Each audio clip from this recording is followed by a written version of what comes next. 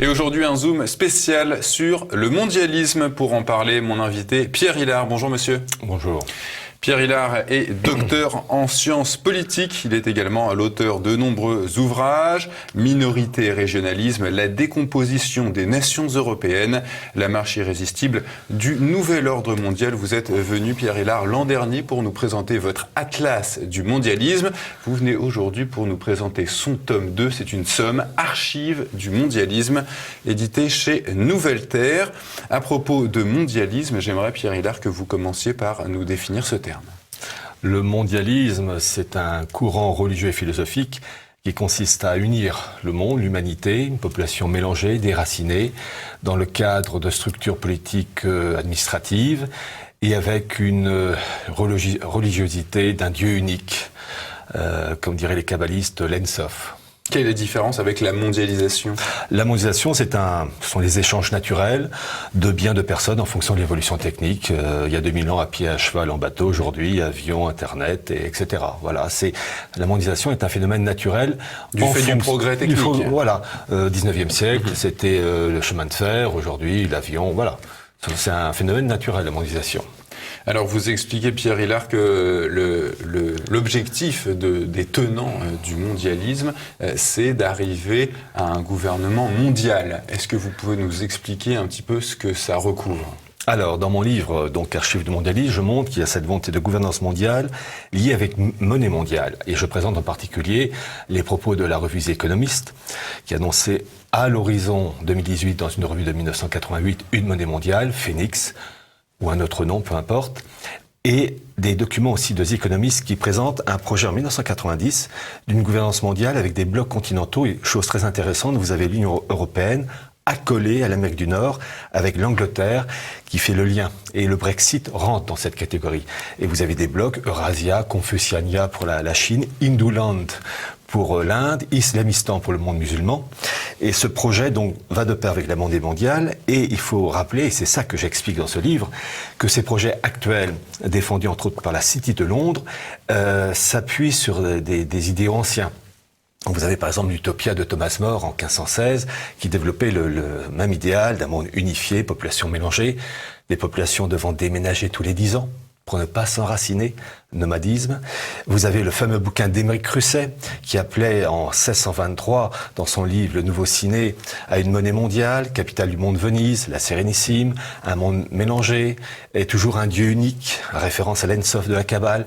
Et j'ai montré en particulier que là où les choses commencent à s'accélérer, c'est le XVIe siècle avec les Pays-Bas, enfin la Province-Unie, où vous avez la première communauté marane qui crée ce pôle financier avec Amsterdam.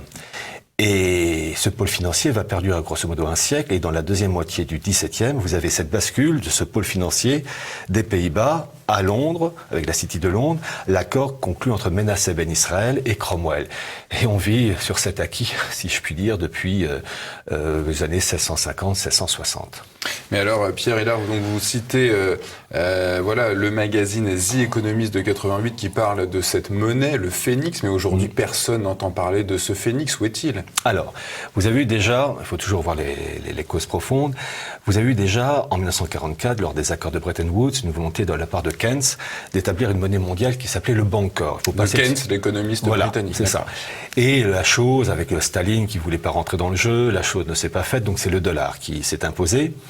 Et vous avez eu, en particulier en 2010, un rapport du FMI, à l'époque donc sous la direction de Strauss-Kahn, qui voulait instaurer le Bancor. C'est la page 26 d'un rapport du FMI, donc en 2010.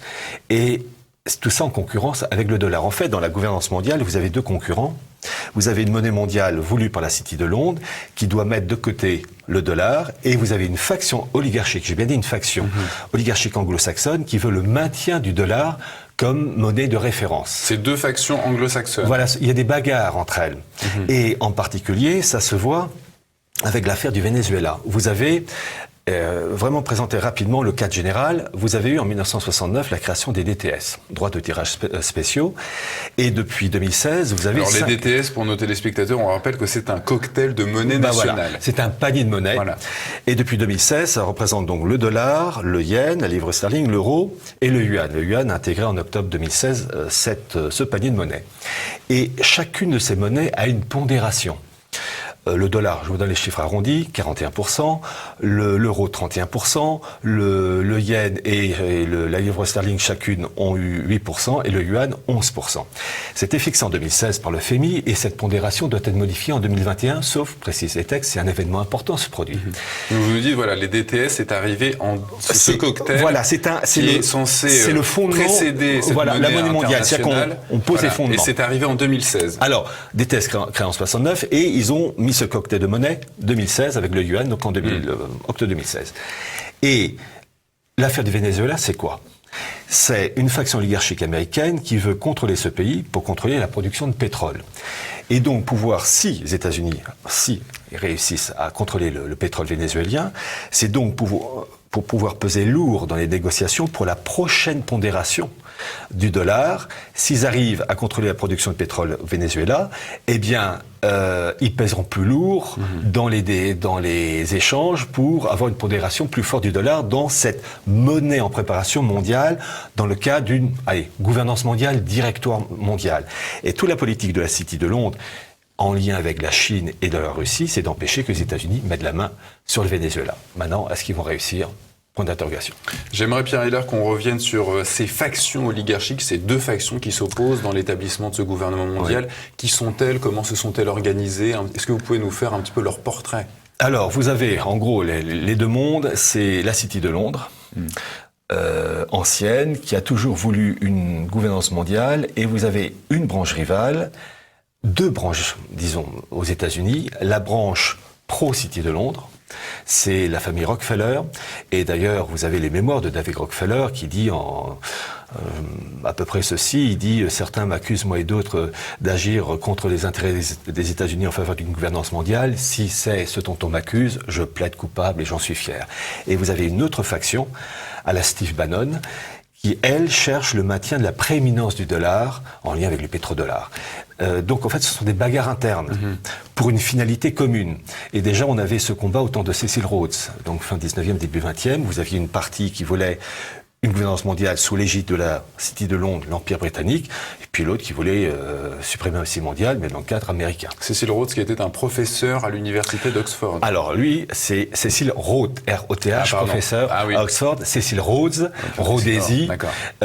Lui, il est mort en 1901 ou 1902, et c'est lui qui a donné naissance à l'impérialisme vraiment anglo-saxon et qui a permis, par exemple, à des Lionel Curtis, créateur du Chatham House en 1919 et l'équivalent américain le CFR, de poser les bases d'une gouvernance mondiale, entre autres avec ce qu'on appelle les bourses d'études. Cecil Rhodes depuis 1904 et par exemple, vous avez Bill Clinton qui était bourse d'études Cecil Rhodes, pour occuper des postes clés dans le domaine politique, économique, journalistique, militaire et faire progresser la gouvernance mondiale.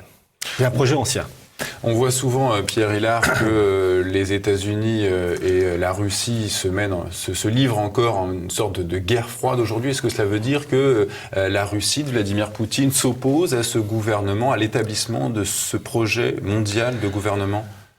La Russie de Poutine s'oppose à un certain type de gouvernance mondiale. En fait, Poutine et ses comparses sont pour la gouvernance mondiale. Il a dit lui-même, en 2014, je le cite de mémoire, « Je suis pour un nouvel ordre mondial, politique, économique, juridique, avec une ONU modernisée, des unions régionales constituant cette gouvernance mondiale, mais des unions régionales respectant les intérêts de chacun. » Or, la faction oligarchique américaine veut la prééminence du monde américain aux dépens des autres. Donc en fait, ce sont des rivalités dans le partage du gâteau. La finalité est la même, mais les chemins pour y arriver diffèrent. C'est l'enfer qui est divisé contre lui-même. Qu'en est-il de la Chine alors? Alors, la Chine, c'est très intéressant, j'en parle dans ce livre, la Chine est un point capital dans la gouvernance mondiale, et en particulier, je vais vous citer Chatham House, qui est donc cet institut créé en 1919 pour tout ce qui est affaires étrangères, l'équivalent américain, le CFR, l'équivalent canadien, c'est le CIC. Enfin, au début, ils avaient un autre nom, mais actuellement, c'est le CIC. Et je montre qu'en fait, que ces élites, en particulier le CIC canadien, ces élites anglo-saxonnes ont joué un rôle capital dans l'équivalent du CFR chinois, la création du CFR chinois en 1948-49, avec le CPIFA, le Chinese People Institute of Foreign Affairs, et citant deux langues, anglais-chinois. Ces gens-là veulent aussi une gouvernance mondiale, mais pour la Chine, ils veulent une grosse part du gâteau.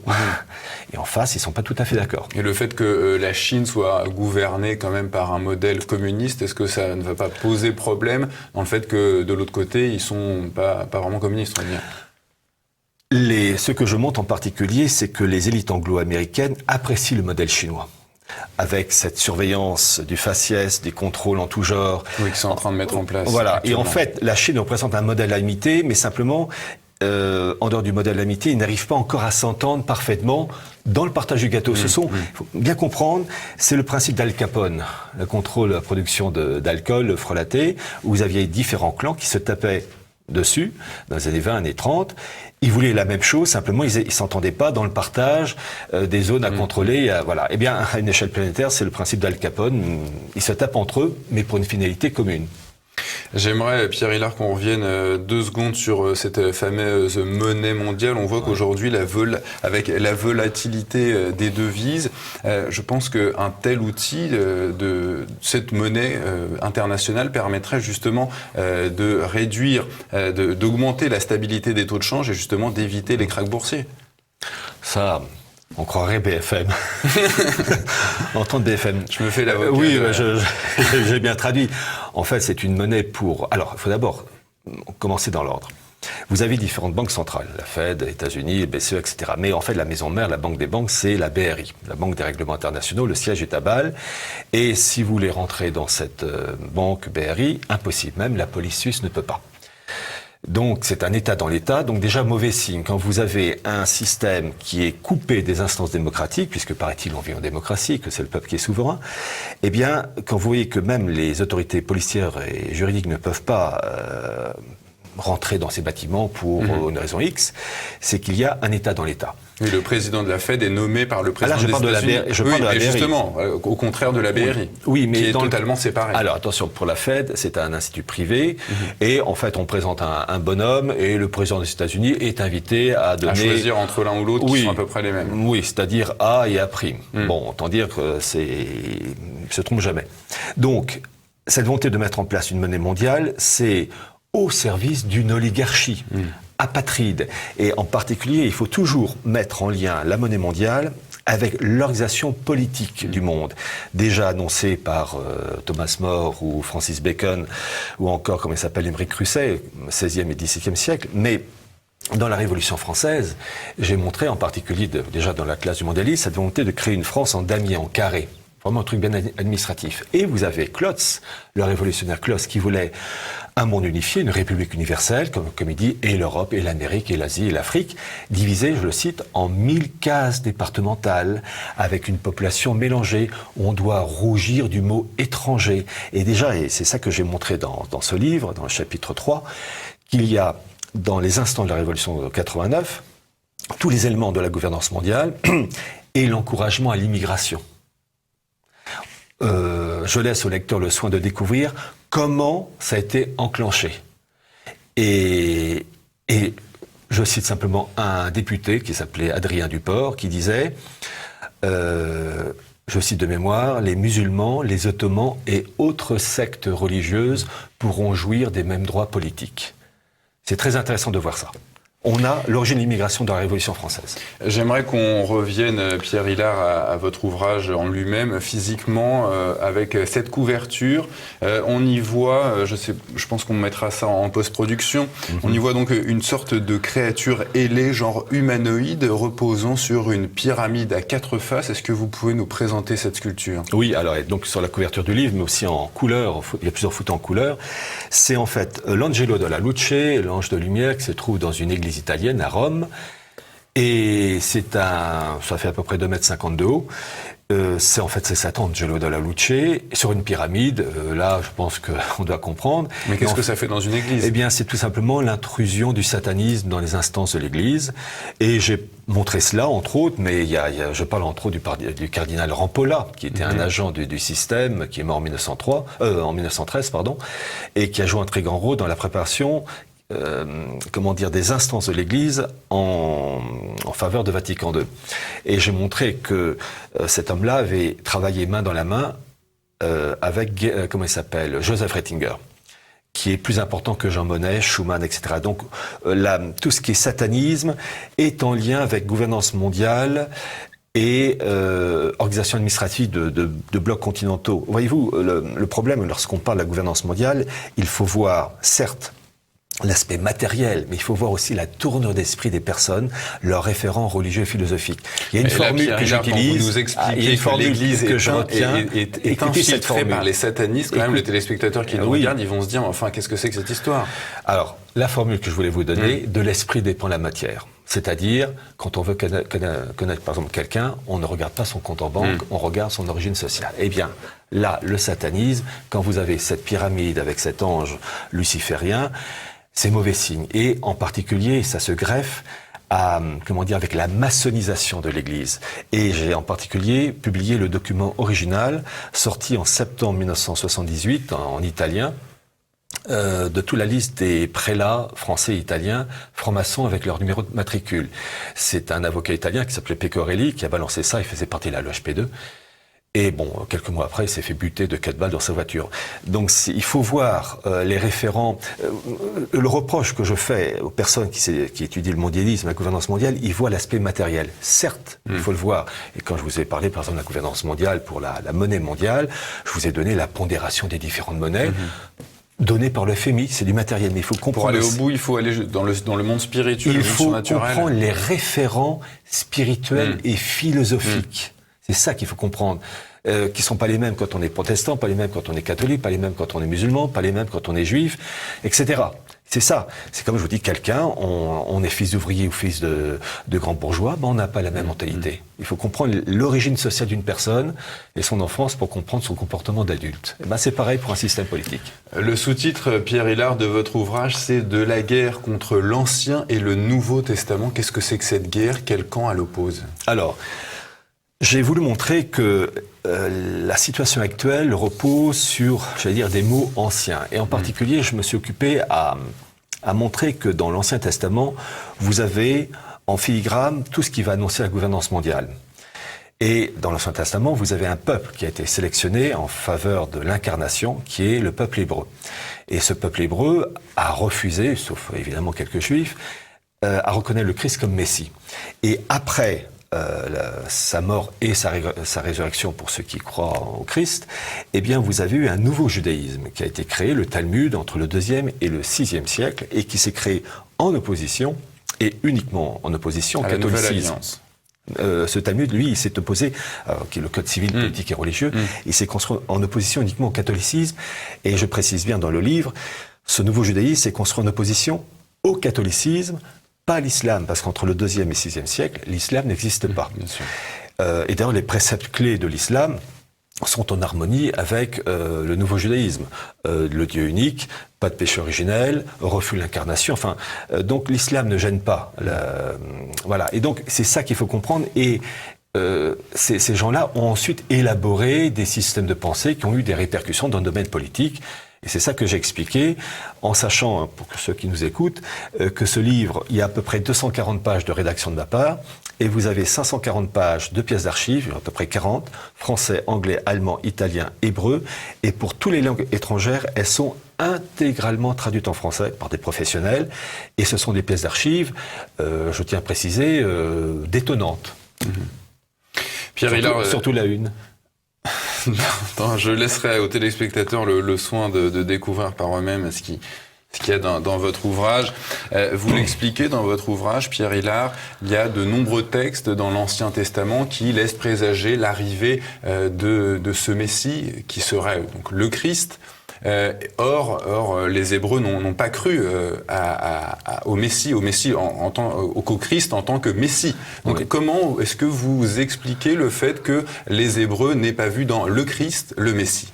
Alors, effectivement, vous avez de nombreux textes qui annoncent l'arrivée du Messie. Je pense par exemple au prophète Michée qui annonce au 8e siècle à peu près avant Jésus-Christ la naissance de ce Messie à Bethléem. Vous avez les fameux oracles du prophète Isaïe, entre autres les oracles 8 et 9, qui annoncent l'arrivée du Messie, qui portera l'empire du péché sur ses épaules, etc., etc. Alors, c'est ce que j'explique. J'ai trouvé les documents qui expliquent le comportement du Sanhédrin. Le Sanhédrin, c'était la magistrature supérieure du monde hébraïque, du temps de l'Empire romain, qui donc dirigeait cette communauté juive. Et pourquoi cette élite, ces représentants juifs se sont opposés au Christ? Il y a 4 documents qui ont littéralement marqué ces élites juives entre le 4e et le 1er siècle avant Jésus-Christ et qui, pour faire très court, rejettent l'idée d'un Messie souffrant au profit d'un Messie guerrier au service uniquement de la gloire d'Israël. Et ce sont des documents, à ma connaissance, qui sortent pour la première fois. Et il y en a 4 autres qui sont apparus durant le 1er siècle après Jésus-Christ, qui expliquent ensuite la création du Talmud en lien avec la Kabbale. La Kabbale qui est l'interprétation ésotérique du Talmud. Et en fait, cette Kabbale est déjà annoncée dans Isaïe, dans les oracles 8 et 9, lorsqu'il parle des Obot et des Idonim. En fait, c'est l'ancêtre de la Kabbale. Ça s'appelle les devins nécromanciens. Il en est un au XVIIIe siècle, Pierre Hilard, qui va affirmer être le Messie. Il s'appelle Jacob Frank et vous dévoilez dans votre ouvrage la charte, en tout cas l'idéologie de ce personnage. Est-ce que vous pouvez la développer? Alors oui, ce que je disais, il y a à peu près 40 pièces d'archives, vraiment des documents exceptionnels, mais il y en a une. Il y a une pièce d'archive qui sort pour la première fois en France. Lorsque vous avez le christianisme, vous avez la Bible, pour le nazisme, Mein Kampf, pour l'islam, le Coran.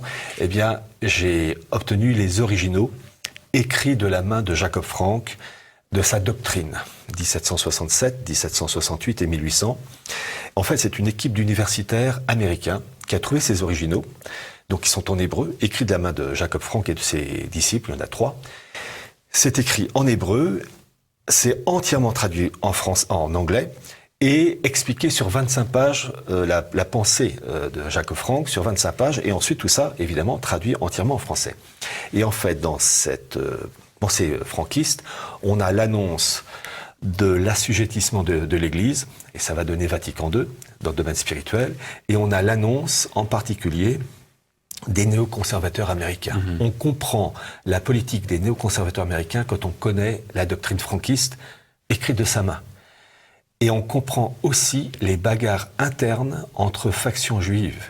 C'est ce qui s'est expliqué en toutes lettres dans cette doctrine et merveilleusement bien expliqué par cette équipe d'universitaires américains de Cincinnati.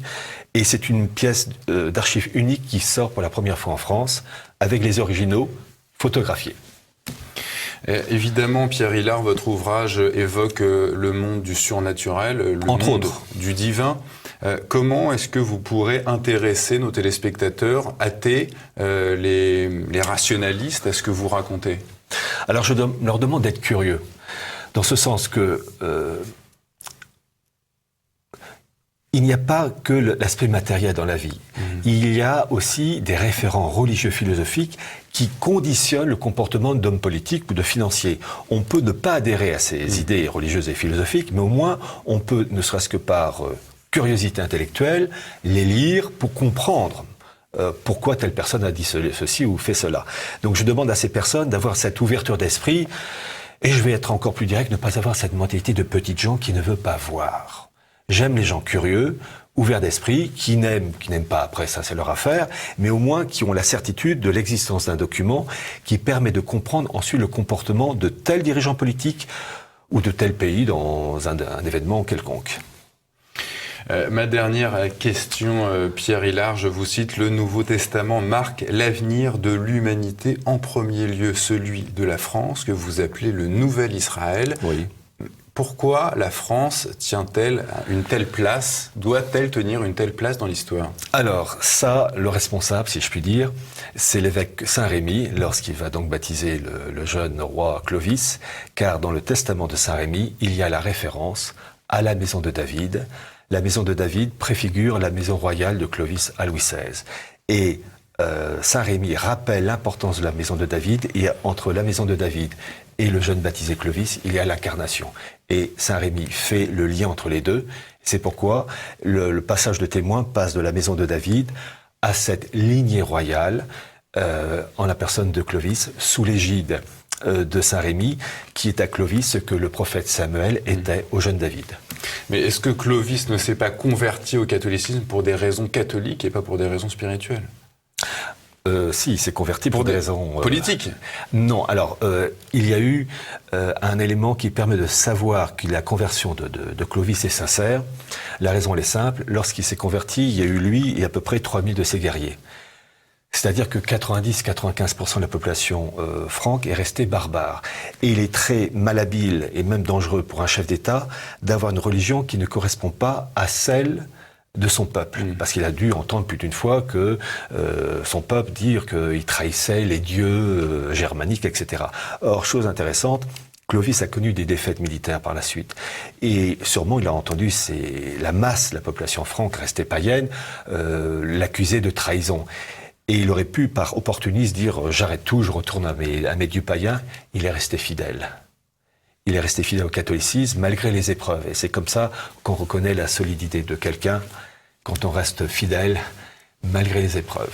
C'est vrai pour beaucoup de choses. Pierre Hilard, pour nos téléspectateurs, je rappelle le titre de votre ouvrage. C'est donc le tome 2 de l'Atlas du mondialisme. Ça s'appelle Archives du mondialisme. C'est chez les éditions Nouvelle Terre. Merci Pierre Hilard. Merci.